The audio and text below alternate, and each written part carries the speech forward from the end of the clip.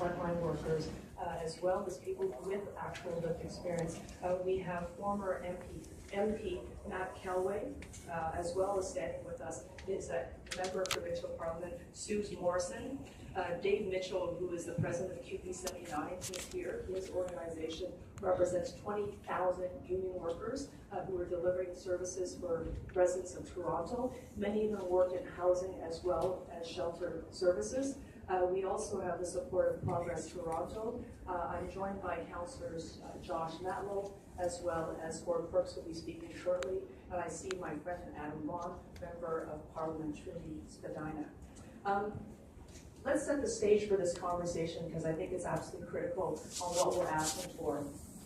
We want to acknowledge the conditions of housing that exist in Toronto right now as being untenable, especially as it pertains to a 1.1% vacancy rate.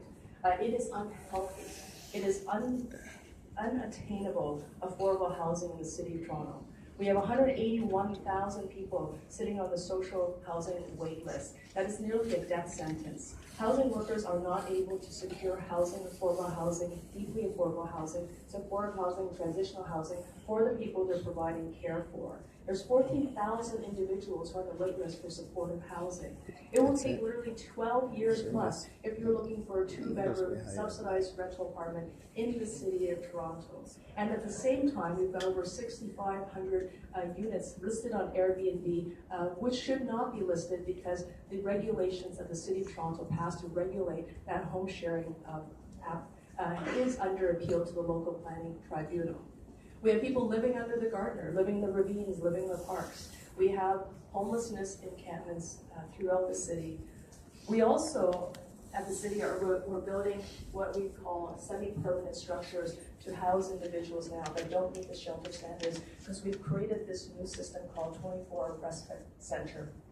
All of this is coming to a head. The solutions that we've used in the past to address homelessness are failing. Subsidized rent subsidies do not work anymore. You used to be able to provide a $200 to $300 rent subsidy. Someone would be able to find an apartment.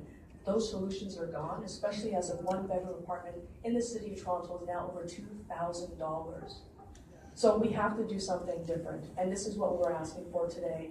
This coalition is asking for a declaration of emergency as it pertains to housing and homelessness in Toronto. We cannot wait any further. We intend to move a motion, a letter from Councillor Gord Brooks and I to the committee at 9:30 that will rise, Planning and Housing Committee. We are asking that committee to adopt 5 simple recommendations. And starting with number 1, the recommendation to frame housing as a human right and to move towards addressing this human rights crisis with all the effects that we are bound by through international human rights law.